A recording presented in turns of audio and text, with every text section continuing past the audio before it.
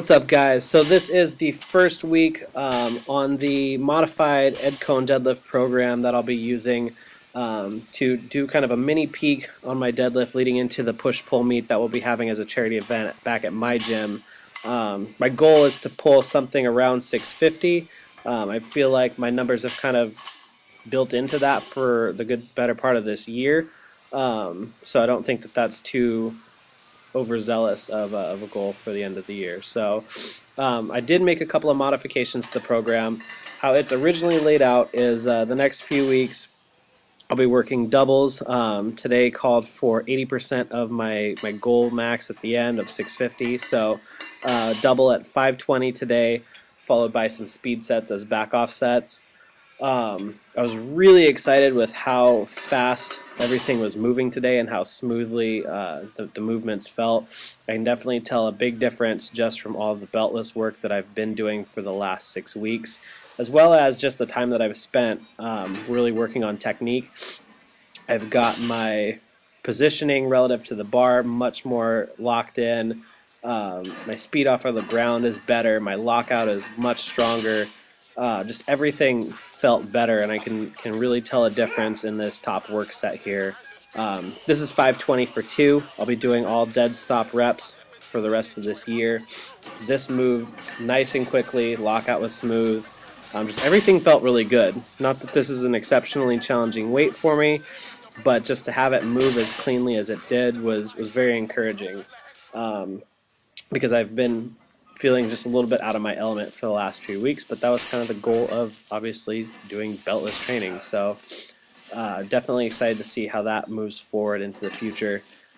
These are the speed sets from the program. So it's called for 8 sets of 3. I did these every minute on the minute. That's what the EMOM stands for.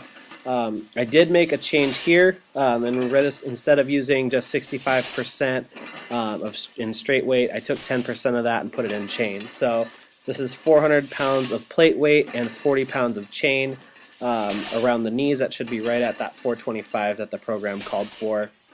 About halfway through my sets, I noticed that if I were to bring my grip out about an inch in either direction, I got a lot more leg drive and speed off of the ground. So that's what happened with these sets here.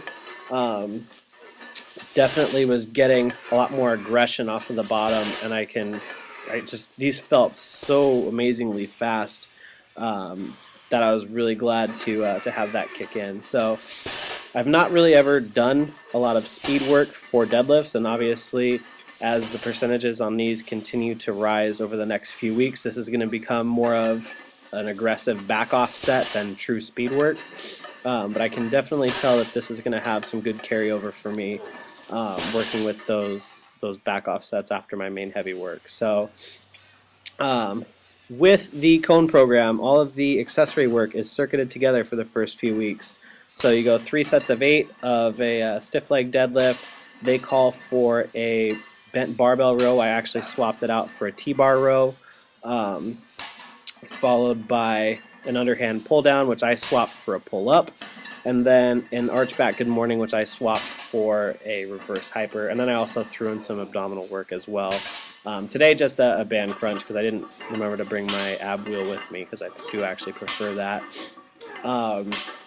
This was a good amount of work. It's circuited together. You do get some rest, so it's not back to back to back, but the goal here is to build up work capacity and then also the conditioning of the lower back to be able to handle this big workload all at once. So I kind of picked the program apart and figured out kind of the goals between the way things were laid out, and then just modified some of the accessory movements with things that I know will benefit me a little bit better, or that I haven't done in a while, or things that I know that have worked well for me in the past. So I'm going to keep that basic format.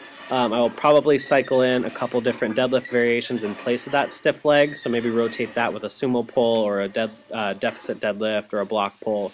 But I'm going to keep true to the format of the program instead of just scrapping everything all together. So that is it. I hope you enjoyed the video. Please like and subscribe to my channel. If you haven't done so already, be sure to connect with me on Facebook and Instagram. And if you are interested in any of the programs we offer at the gym, check out our website at www.savagegym.com.